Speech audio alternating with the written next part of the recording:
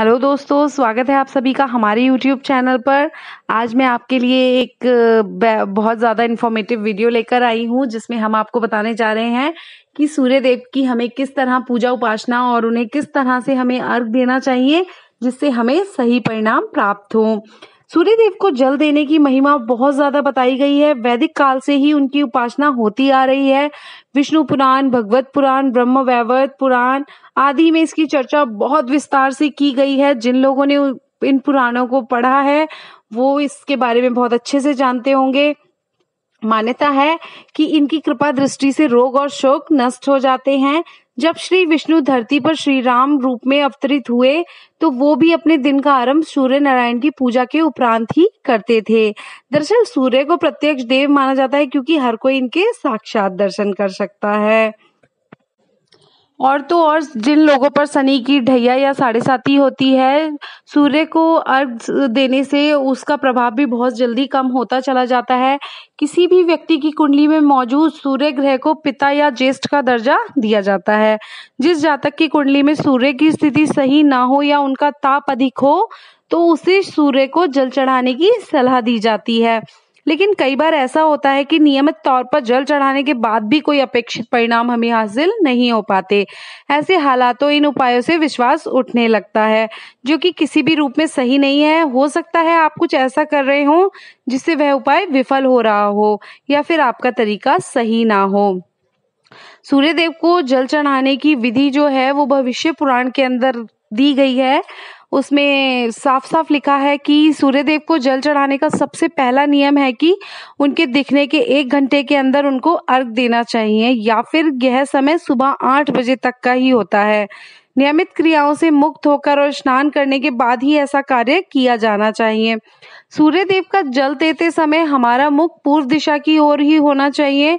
कई बार ऐसा होता है कि हमें उत्तर दिशा से सूर्य देव दिखते हैं, तो हमें उधर की तरफ मुख नहीं रखना है अपना कभी भी। कई बार ऐसा होता है बारिश हो रही होती है तो हम उस दिन सूर्य देव को जल ही नहीं देते, क्योंकि आज तो सूर्य देव आए ही नहीं है तो हमें जल देने की जरूरत नहीं है। पर ऐसा कुछ नहीं होता है। सूर्य देव को हमें रोज जल देना चाहिए, पूर्व दिशा की ओर मुख करना चाहिए। वो नजर आए या ना आए, हमें हर स्थिति में पूर्व दिशा की ओर मुख करके जल नियमित तौर पर देना चाहिए।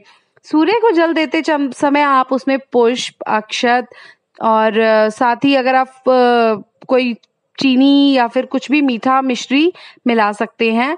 और उसके साथ साथ आप अगर सूर्य मंत्र का जाप भी करते रहेंगे तो आपको विशेष लाभ प्राप्त होगा। सूर्य मंत्रों के बारे में मैं अभी आपको बताती हूँ। और सूर्य देव को जो अर्घ दिया जाता है उसमें लाल वस्त्र पहनना बहुत ज्यादा उपयोगी माना गया है, बहुत प्रभावशाली हो जाता है।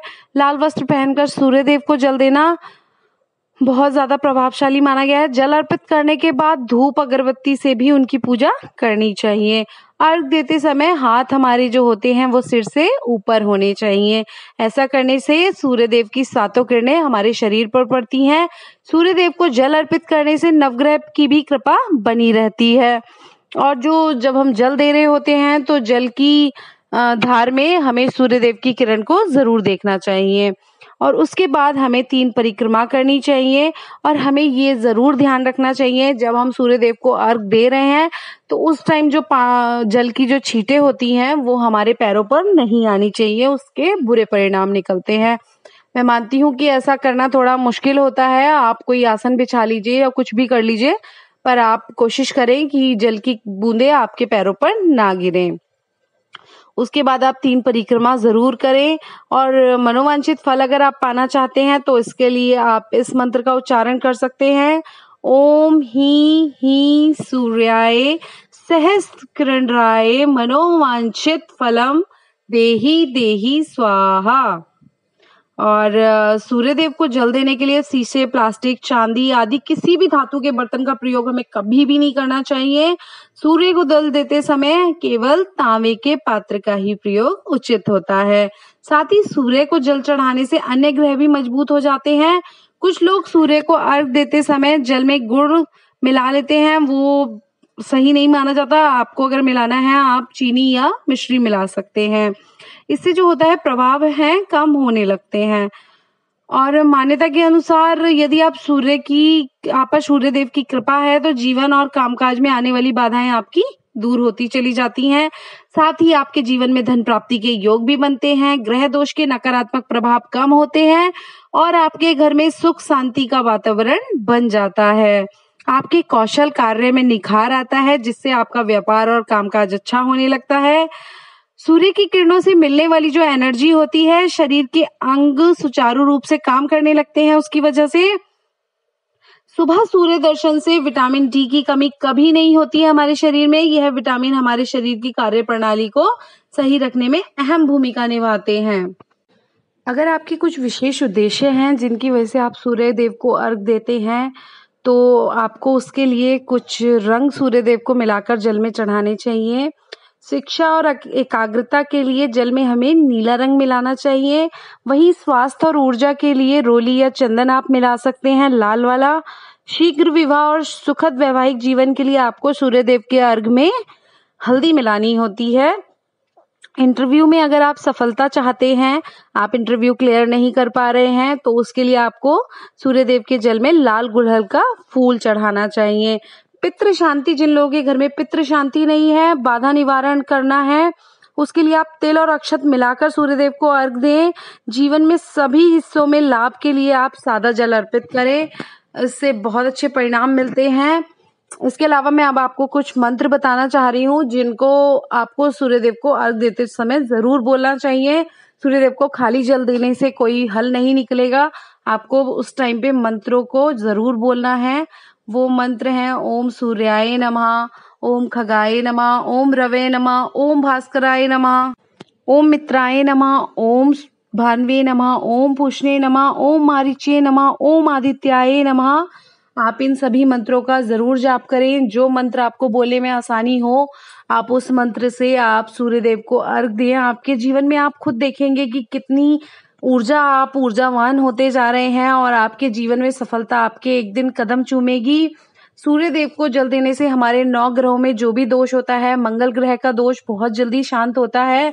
इसलिए मैं उम्मीद करती हूँ कि आप लोग ऐसा जरूर करेंगे। सूर्य का मंत्रों के साथ सूर्य देव को जल देना बहुत जल्दी फल देता है। सरकारी नौकरी, जिन लोगों की इच्छा होती है सरकारी नौकरी करने की, पर उनको सरकारी नौकरी नहीं मिल रही है, उन्हें इन मंत्रों का जरूर जाप करना चाहिए।